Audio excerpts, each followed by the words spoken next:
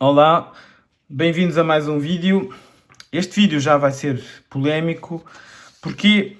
Porque vamos falar sobre máscaras.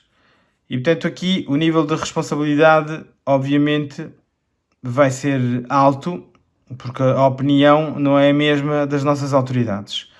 E quero-vos dizer que a opinião deste vídeo está baseada em pesquisa de revistas, livros e profissionais de referência e também está baseada na minha própria experiência.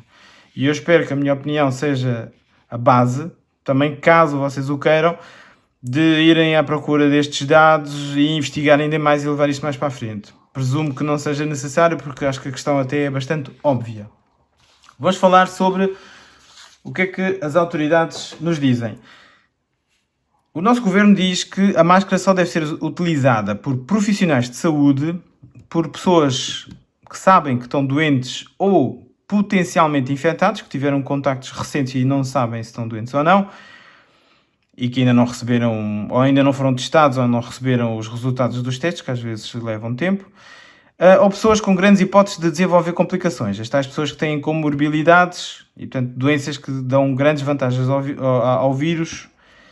Estas pessoas é que podem usar as máscaras. E a argumentação para o resto do povo não usar é porque não sabe usar a máscara. Mas curiosamente também não fazem o mínimo esforço para ensinar como é que se usa uma máscara, dando a sensação que é quase preciso um curso superior para usar o raio de uma máscara. Também dizem que dá a falsa sensação de segurança. É a mesma coisa. As luvas também dão falsa sensação de segurança e ninguém fala sobre as luvas. E na realidade eu espero que tenha sido que tenha sido útil o vídeo sobre as luvas, que não é muito útil usar as luvas. Agora aqui em relação às máscaras a conversa é exatamente o contrário. E outra coisa também, dizem que as máscaras caseiras não funcionam. Será que não funcionam? Também vamos ver essa questão. Uma pergunta também que eu faço já aqui neste vídeo é: será que não se deve usar as máscaras? Porque pura e simplesmente não há máscaras? Será que a desculpa não é exatamente esta? O futuro vai responder. Porquê? Quando houver quantidade suficiente de máscaras, vamos ver se de repente a conversa será: vale a pena usar máscara e todos têm que usar a máscara. Ou seja, vamos como que reinventar a roda, que já foi inventada por quem vai à frente, obviamente, não é? Esperemos até que não se torne obrigatório. Vamos ver o que o futuro nos diz e se na realidade não temos razão nesta questão. Ora bem, vamos a factos. Se os países que vão à nossa frente, eles próprios já tentaram várias soluções, já erraram, já corrigiram, se estes países que têm estado a resolver os seus problemas chegaram à conclusão que é com o isolamento das pessoas e do país, que é com a distância social, que é com o uso de máscaras cirúrgicas, que é com testes massivos para controlar quem está de quarentena, quem está a contactos recentes, quem está curados, que é com o uso de telemóvel para identificar zonas de risco e para comunicar com as próprias autoridades para perceber quem é que está doente, quem tem possíveis infectado, quem foi possivelmente infectado, quem está curado. Mas reparem, o que nos interessa é isto. Se eles chegaram à conclusão que o uso de máscaras é fundamental, porque é que nós não descobrimos a pólvora, certo? Então vamos lá tentar perceber. Se por acaso eu estiver infectado, mas não tenho sintomas, e posso até estar 14 dias, raramente 22 dias, mas posso até estar 14 dias sem sintomas, impecável, a contaminar tudo e todos, porque é que eu não devo usar uma máscara? Porque eu não sei se estou infectado ou não.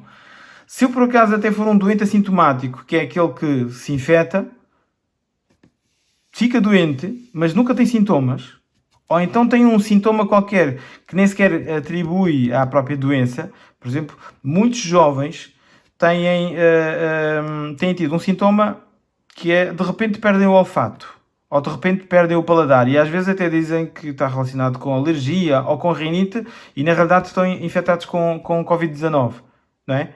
E portanto, a partir do momento que se infectam e nunca se apercebem que na realidade estão com Covid-19, contaminam tudo e todos, e mesmo depois de estarem, mesmo depois deste tal sintoma desaparecer, imaginem a perda do olfato, ainda continuam a ter, podem estar até 2 ou 3 semanas ainda com vírus, e portanto são pessoas perigosíssimas e nem sequer sabem que são perigosíssimas, ok? Será que este facto também não é importante nesta questão das máscaras? Outra coisa também, se eu for um doente muito vaidoso ou estúpido até ao tutano, ou seja, sou vaidoso, sei que estou doente, mas a máscara não condiz com a minha beleza. Ou sei até que estou doente, mas por estupidez natural não quero usar máscara. Ou sou uma pessoa não informada, curiosamente, mesmo com esta informação massiva que existe em todos os canais, por vezes as várias versões de informação acabam por criar ruído e as pessoas fartam-se de fazer asneiras. Eu farto-me de ver asneiras por todo o lado. E não se esqueçam que o nosso país tem níveis muito baixos de literacia, nunca ninguém fala disto, mas isto é uma realidade que nos prejudica depois nestas alturas de crise. Portanto, há montes de doentes que na realidade não usam nada e lá andam eles a contaminar tudo e todos e ninguém sabe, não é? E portanto aqui o princípio é o seguinte: se eu tiver uma máscara, o princípio é este: tu não me infetas e eu não te infeto. Tu não me infetas mesmo que nem sequer saibas que estás doente. Eu também não te infeto mesmo que eu não saiba que estou doente. Ok? Agora vamos só falar aqui de uma questão para vocês entenderem. Imaginem o metro. Temos a divisão de decímetros, centímetros. Imaginem 1 milímetro. Se eu dividir 1 milímetro em 1000 bocadinhos, cada bocadinho desse é 1 micrómetro. Se eu dividir um desses micrómetros em 1000, tenho 1 nanómetro. Portanto, estamos a falar em medidas mesmo muito pequenas. Portanto, 1000 nanómetros é 1 micrómetro. 1000 micrómetros é 1 milímetro. Ok? Vamos então. Tamanho do vírus. Encontra-se vários estudos e até nesses estudos as coisas nunca coincidem. Portanto, tudo isto é novo. Perdão. Encontra-se desde 70 a 90 nanómetros, 60 a 140 nanómetros. Portanto, vamos considerar aqui a medida mais pequena, ok? Vamos imaginar que o vírus então tem 60 nanómetros. Quando eu espirro ou tosso, há 2 tipos de partículas que saem da minha boca. Há umas gotículas que são maiores do que 5000 nanómetros. Ou seja, vamos imaginar que o vírus, os 60 nanómetros, era este tamanhinho. Estão a ver aqui este tamanhinho? As partículas, quando eu tosso ou espirro, as tais grandes, comparado com isto, seriam coisas maiores que esta secretária. Portanto, eram grandes bocadões. Não é? Essas partículas são pesadas e, embora consigam voar até bastante longe, vão até aos 12 metros, mas depois acabam por cair no chão. É como se fossem bombas de canhão, que os militares chamam obus, atenção. Nunca chamem bomba de canhão ao pé do militar. Essas vão cair no chão. E claro, vão cair no chão, em cima das compras, na roupa, por todo lado. Daí a importância, que nós devemos ter importância no controle das nossas mãozinhas, porque depois nós vamos tocar em todo lado e vamos tocar nessas gotas. E nos sapatos, porque vamos pisar também essas gotas. Mas há aqui uma outra questão. Quando a gente espirra, libertamos, e estamos doentes, libertamos partículas pequeninas, são menores que 5000 nanómetros, ou seja, na ordem dos 300 nanómetros, 500 nanómetros, que basicamente é como se fosse o vapor de água que sai da nossa boca. E comparando com o vírus, estamos a falar em gotículas deste tamanho, com vários vírus, e estas gotículas conseguem ficar no ar, a pairar assim no ar. E consegue ficar a pairar no ar durante 3 a 4 horas. Nós chamamos isto aerossol. Então, são partículas que ficam suspensas no ar, não caem no chão. Ok? E temos que nos preocupar com estas 2 partículas, na realidade. Cada vez se está a atribuir mais importância a esta questão do aerossol. Porque já têm sido referidas situações de indivíduos que conseguiram contaminar montes de pessoas, sei lá, ou dentro de uma igreja, ou dentro disto, ou dentro daquilo, e não cumprimentaram, ou não tocaram em superfícies, e as outras pessoas todas não foram tocar nas superfícies que essa mesma pessoa tocou, e presume-se que o que tenha acontecido é que essas pessoas foram apanhar a doença através destas partículas muito pequenitas. Ok? Vamos falar sobre esta questão da máscara. Temos aqui uma máscara cirúrgica. Na realidade, isto tem 3 camadas. Ok? Tem uma camada de papel por fora, tem uma camada de papel aqui por dentro e no meio tem uma camada muito fininha de microfibras. Eu fiz aqui um esquema para entenderem. Temos as 2 camadas de papel aqui e temos a camada de microfibras aqui. Estas partículas grandes, se alguém do exterior, sem querer, ou até de um outro corredor, mandou um espirro do outro corredor do supermercado, todas estas partículas são bloqueadas pelo papel e não conseguem penetrar a máscara de um lado para o outro. Ok? E se eu tossir com a minha máscara, não é? Ou se eu espirrar com a minha máscara, todas estas partículas são captadas pela parte interna da máscara. Não atravessam, portanto, as partículas grandes não atravessam as máscaras, ok? Não penetram, não conseguem atravessar, ok? Vamos ver agora as partículas pequenas. As partículas pequenas já são um bocadinho diferentes. Elas não andam em linha reta. Elas são tão pequenas que acabam por interagir até com as próprias moléculas do oxigênio e do dióxido de carbono e têm um movimento assim errático, andam para trás para a frente. Chama-se isto movimento browniano.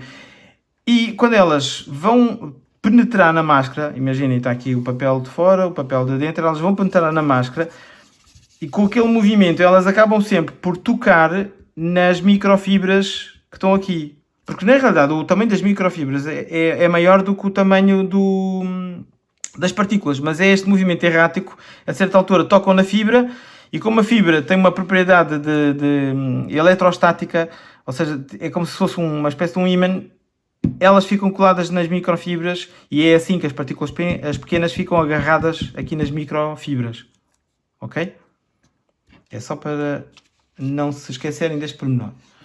Portanto, se estas máscaras captam as partículas grandes e captam grande parte das partículas pequenas, então não devemos usar a máscara? Claro que devemos usar a máscara. E devemos todos usar a máscara, porque ninguém sabe quem é que está doente neste momento.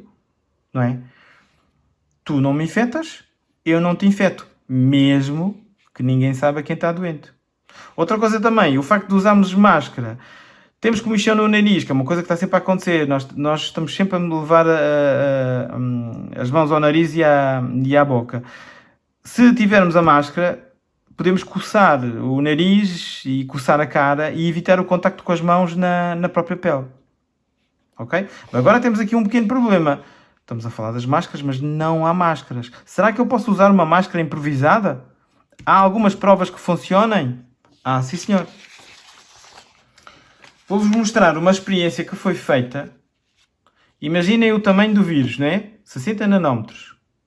As tais gotículas grandes que ficam em suspensão, 300 nanómetros, portanto, uma coisa deste tamanho, ou maior ainda, estão a ver? Na realidade, eles fizeram uma experiência com partículas com 20 nanómetros, portanto, imaginem, é deste tamanhinho aqui, ok? Fizeram esta experiência com partículas destas. E as percentagens que vocês vão ver agora foi com partículas destas, portanto, as percentagens com gotas deste tamanho, obviamente, vão ser melhores. Então, uma máscara cirúrgica, ou seja, uma máscara destas, consegue agarrar 89% destas pequenitas. Um pano da loiça em frente à nossa cara consegue agarrar 73% destas pequenitas. Uma máscara feita de algodão e linho, 70%. O cascol só, em frente à nossa boca, 49%, portanto, menor. Estamos a falar de uma camada só. Mas, imaginem, se eu puser 2 máscaras cirúrgicas em frente à minha cara, já consigo captar 97% destas pequenas partículas. Portanto, se for destas, consigo captar ainda mais. Se eu puser 2 panos da loiça, curiosamente, na experiência, de 73% saltou para 97%, igual a 2 máscaras cirúrgicas, que é uma coisa absolutamente espetacular. Eu, por acaso, fui fazer a experiência de meter 2 panos da loiça, ou neste caso dobrar o pano da loiça, e digo-vos uma coisa, é muito difícil de respirar. Portanto, temos que fazer o quê? Temos que arranjar panos que sejam fáceis de respirar e que tenham, em termos de percentagem, uma percentagem bastante aceitável. Um deles é dobrarmos, imaginem uma t-shirt ou um lençol que tenham mistura, sem ser algodão puro, porque algodão puro capta menos do que a mistura. E dobrá-lo em 2 vezes, 3 vezes, e portanto a coisa funciona. Por exemplo, fazer isto num pano, dobra com os elásticos aqui, ficam 3 camadas, ou meter 2 panos e fazer a mesma coisa e ficar em 6 camadas. Portanto, ainda faltam estudos porque isto é tudo muito recente. Estão a ser feitas experiências hoje mesmo, estão a fazer experiências para perceber qual é a percentagem de partículas que, com certeza, né, que aquilo agarra. Mas a experiência que eu estive a ver era com partículas bem mais pequenas do que o vírus, e as percentagens eram bastante aceitáveis. Portanto, a coisa funciona. Dá-nos proteção total para as gotas grandes e dá-nos uma alta proteção para as gotas microscópicas, ou seja, para o aerossol. E funciona nos 2 sentidos. Para quem está doente e nem sequer sabe e tem a máscara, e de fora para dentro. Portanto, qual é a conclusão? Devemos usar máscaras cirúrgicas ou máscaras improvisadas, caso não tenhamos máscaras cirúrgicas. E outra coisa também, comichão no nariz, comichão na cara, cá está, temos a máscara a proteger-nos, não vamos levar as mãos à nossa boca ou ao nosso nariz, portanto, também nos protege em relação a isso, ok?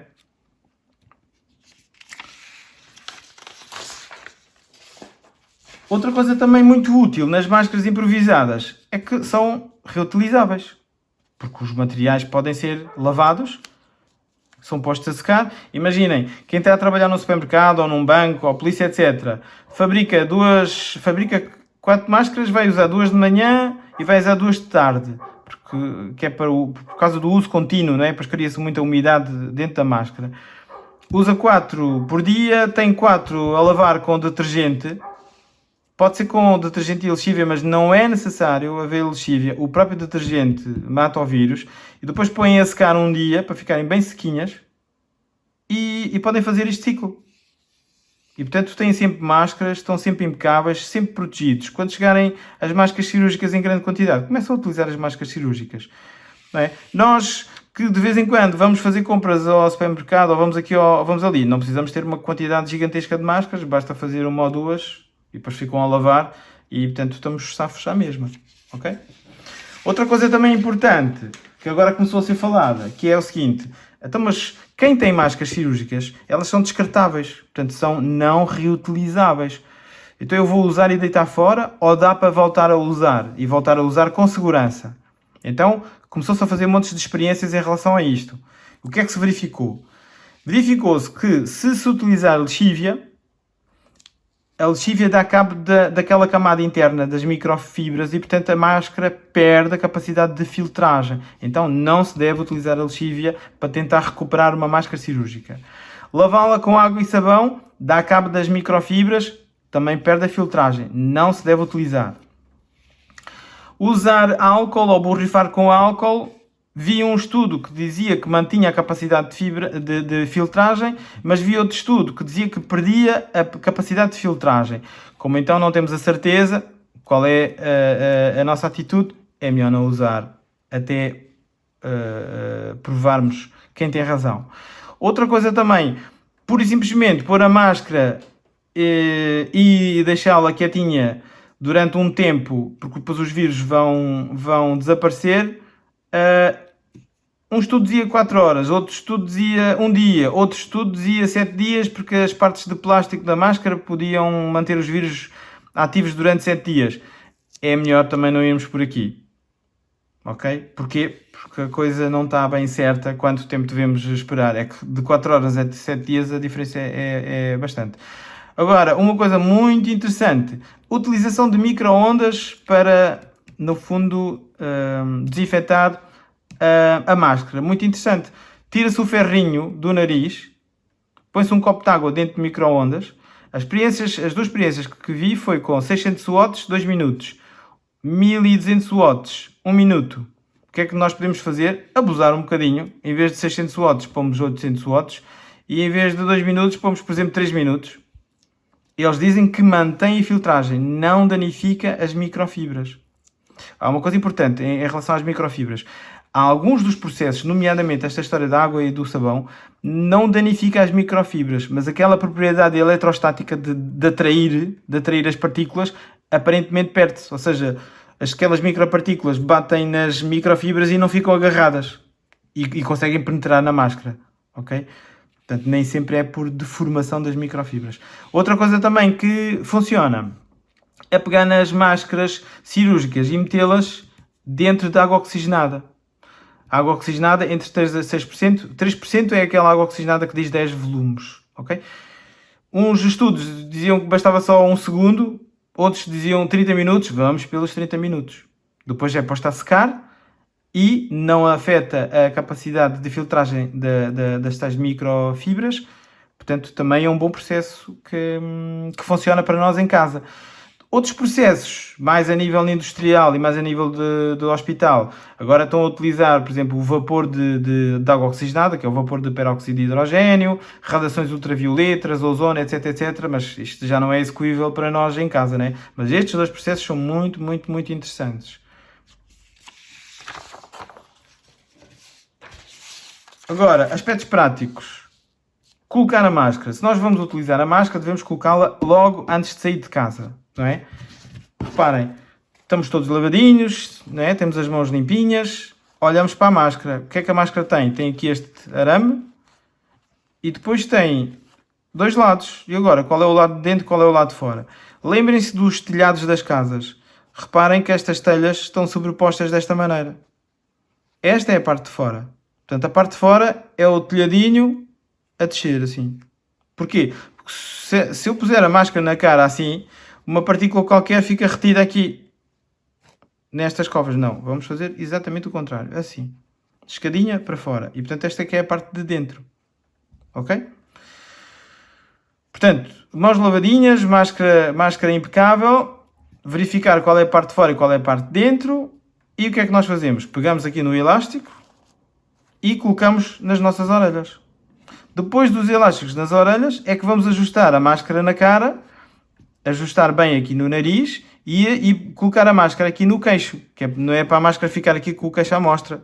Não, a máscara vem abaixo do queixo, ok? Ter cuidado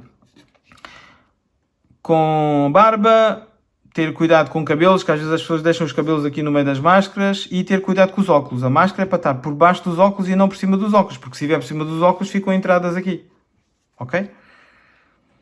Quem tem barbas muito fartas, a proteção é muito baixa, não é? E então aí, se calhar mais vale utilizar as tais improvisadas que vão tapar a máscara toda e vêm até cá atrás, ok? O elástico, entretanto, está muito pouco apertado, por causa, nem toda a gente tem as orelhas no mesmo sítio. Então há um truque que é fazer isto ao elástico. Em vez disto ir assim à orelha direto, fazer isto e depois põe-se nas orelhas. E o elástico fica mais apertadinho aqui. Para retirar a máscara, já utilizaram a máscara, toda a parte de fora da máscara supostamente está infectada e as vossas mãos também estão infectadas. Não vale a pena estar a lavar as mãos antes, porque vocês mal tocarem nos elásticos e na parte de fora vão ficar infectados outra vez. Portanto, mãos nos elásticos, tiram das orelhas e depois a questão é, e agora, como é que eu vou colocar a máscara? Se vocês tiverem uma superfície que está limpinha e vocês sabem que está limpa, então, imaginem, a máscara está assim. Pronto, faz conta que é do nariz. Eu tiro a máscara. Se esta superfície está limpa, eu tenho a certeza que está limpa, então eu coloco a máscara com a parte limpa para baixo. Estão a ver? Assim. E fica esta parte suja para fora. Se eu não tenho a certeza estou num restaurante, estou num sítio qualquer e não tenho a certeza se está sujo ou não, vou considerar que está sujo e portanto ponho a parte suja da máscara, para baixo, fica assim num sítio qualquer. Claro, não deixem os elásticos aqui para dentro, porque os elásticos estão sujos, portanto esta zona não se toca, assim, ok? Portanto é sujo com sujo, limpo com limpo. Estão a mexer na máscara e sem querer enfiaram os dedos aqui dentro. Epá, se calhar infectei a máscara. Vou usar, não vou? Não arrisquem. Não usem a máscara. Guardem a máscara para ela ser desinfetada depois em casa. Isto também funciona para as improvisadas, atenção. Portanto, conclusão. Devemos usar máscaras cirúrgicas sim e todos. Quem não tem máscara cirúrgica usa máscaras improvisadas, principalmente com aquela história dos tecidos de algodão com linho ou algodão com outros tecidos que dão mais proteção. A ideia é sempre esta: eu não te infecto e tu não me infetas, mesmo que a gente não saiba que está doentes. Levar a mão à cara, que estamos sempre a fazer e às vezes nem nos apercebemos, estamos protegidos pela máscara, porque temos as mãos infectadas. E esta é a minha opinião e de muitos profissionais. Muito obrigado, espero que tenha sido esclarecido e façam o favor, sempre que acharem os vídeos úteis, espalhem o vídeo, ok?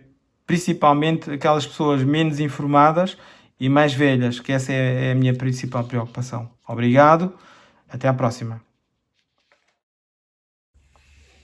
E mais, e se por acaso eu for um doente assintomático, não é?